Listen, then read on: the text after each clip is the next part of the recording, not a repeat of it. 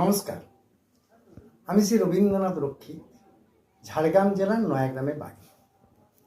তো ছোটবেলার থেকেই ছন্দের সাথে ছন্দ মিলিয়ে কথা কাটতে ভীষণ ভালোবাসি।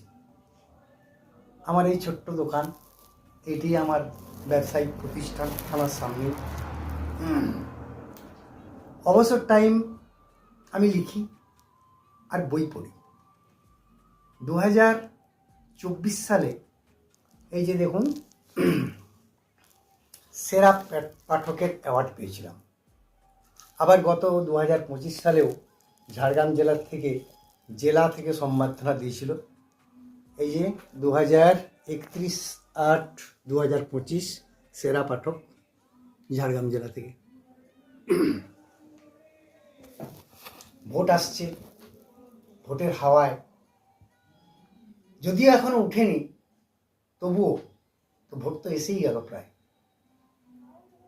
নেতা শিরোনামে একটি কবিতা গতকালই শেষ করলাম।